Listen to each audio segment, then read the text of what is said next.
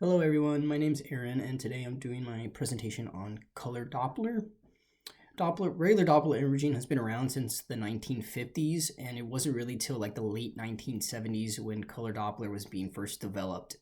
Japan at the time was leading the development in color Doppler in the late 1970s, and three Japanese scientists were the first ones to publish like the paper and the info on color Doppler in the cardiac setting.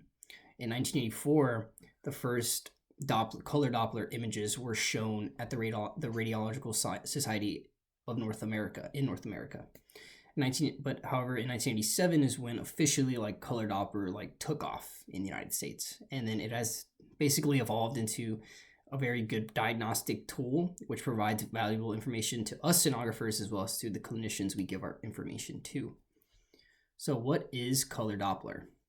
Basically, color Doppler is it's a form of pulsed ultrasound that utilizes ranged resolution and colors, right? It's a form of two-dimensional Doppler, which shows the speed and direction of blood flow velocities in real time. And it reports those velocities as an average or mean, right? Not peak-to-peak velocities, it's the average or mean velocities is what it's using. So how do we see these colors? Well, basically when we click on the color flow setting in our on our machine, right? It pops up and we see that bar, right? That little bar with the color. Usually, let's say it's red at the top with like a black center, and then we got like shades of blue at the bottom, right? That's our color map, right? It's the table that we use to see like what color represents the direction towards the transducer, right? So basically, that vertical bar, I have a little image here, or a little thing I constructed. It may look familiar. It's not from Home Depot, but from Lowe's. Little trick question that I might add on to our little handout. However, so see, this is the black area of that color chart, right? This is what's on the screen. It's like right there on the screen. This is that model. This black bar represents there's no Doppler shift going on right here in this region of the black area. Now let's say above this black bar here, all these colors represent the color of flow moving towards our transducer, right? So the higher up here, the velocity, the further away it is from that black bar, we're gonna have a high velocity. Now as we move down towards the black bar, this region, we're gonna have a low velocity, but it's still moving towards our transducer. Down here now, below our black line, these colors are gonna represent flow that's moving away from our transducer. It's going away from the transducer, but it's the same velocity concept is the same. The further we move away from that black line, we're going to have higher velocities down here at this shade of blue. This darker shade of blue up here, we're going to have a low velocity up here because it's closer to that no Doppler shift zone right here in this black area. So basically that's how we determine, and this form, sorry, I meant to mention, but this form of this image, right, it's called a velocity mode because it's just telling us the direction of flow and as well as the velocity in our image, right? And I also have a picture of an ultrasound right here. Here it's going to show us, here's that color chart like I just showed you right now in my example. The red up here is going to represent color that's moving towards our transducer. That black, that no Doppler shift zone right here, and below these blues are going to represent flow that's moving away from our transducers. This is not going to show our velocity, obviously, it's just a stale image, but as you can see here, our red moving towards our transducer and our blue moving away from our transducer. This is an image of the portal vein, by the way, just to let y'all know. And this is just like, and again, it's just showing us the velocity mode. There's two common like those color tables. This is a velocity mode color table, and I'm going to get into the next color table next, which is the variance mode color table. So the variance mode color table, it's going to provide the same info as the velocity mode color table. It's going to show the colors coming above the black line and below the black line, and it's the same concept. Velocity as you're moving away towards the black line, you're going to have a higher velocity. As it's getting closer to that black line, it's going to be low velocity. Same thing if you go below the black line, the further it is away, higher velocity, and then it's going to have lower velocity as it's nearing that black line. And I also have an example of variance mode. Now the difference between variance mode and velocity mode is variance mode is now going to tell us laminar flow and turbulent flow. So laminar flow is just normal blood flow. That's how we're going to see it, the vessels having normal blood flow, while turbulent flow is going to be an irregular blood flow. And you're going to see like turbulent blood flow if a patient has like plaque in their arteries and in their arteries, the flow is going to be turbulent. It's going to be irregular. It's not normal. So here is what a variance mode color chart would look like. So it's the same concept, right? We have our black line. These shades down here are going to represent the flow moving away from our transducer. Above our black line, it's going to be the flow moving towards our transducer. But now we have the different colors going across. So how do we distinguish between laminar flow and turbulent flow? Laminar flow is always going to be on our left side. This is my left side.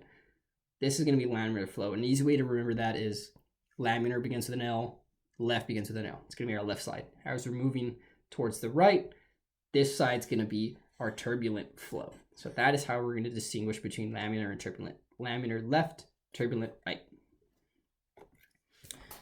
So now how are we going to make the color appear on the actual vessel? Well, first of all, we can't have our transducer, we can't have it 90 degrees perpendicular to our organ. If that happens, no color is going to be shown. We're always going to have to be above or below 90 degrees. We can never be exactly perpendicular towards our organ to see the flow in the image that we're trying to get. So now once we're in that, the colors in the image, how do we adjust like increasing and decreasing the color, right? We use that by using the color Doppler gain. So basically going back to that ultrasound image here in this box, right? This is our box. This is where we're placing, where we want the color in this box area. Increasing the color, if we were to like increase the color, right, of this, all of it would be like, this box would be filled with color. And this is called color confetti, right? Because there's too much color in the image. That's if we have a really high color gain. So we want it to be like not too high. If it's too low, there's going to be no color in that image at all. So we got to really be careful on adjusting the color Doppler gain. And the scale, like I said, back to that image, that box that was in that image, as we increase the scale of that image, it's going to decrease the sensitivity to those slow flows, the ones towards that black line, right? They're inversely related. Increasing the scale will also eliminate what it's called, I believe it's called alienizing. It's basically the false identity of a color flow image, and it's basically an error that we want to avoid.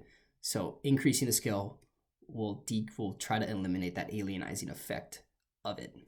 Now I had the picture in the scale, right? But to show a better view, I don't have an ultrasound with me, so I came up with this little idea. So this is a speaker, right? This will say this is our image, right? This is our image that we're looking at.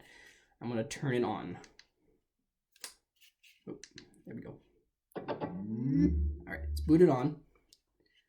So here, if we go back based off our scale here, right?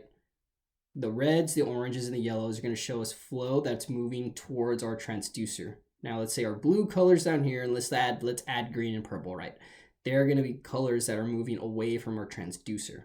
So yeah, these blues, it's going away from the transducer. Same thing, going away, purple, it's going away from the transducer. And now we're getting to our reds and our orange. These are moving towards our transducer. Pretty cool. Green going away, blue going away. Same thing. So you get the gist. Blue, green, purple, we're going away from the transducer. Our reds, our oranges, we're going towards our transducer. So this is just a better way to visualize it. I know I don't have a screen with me, but this is what I got.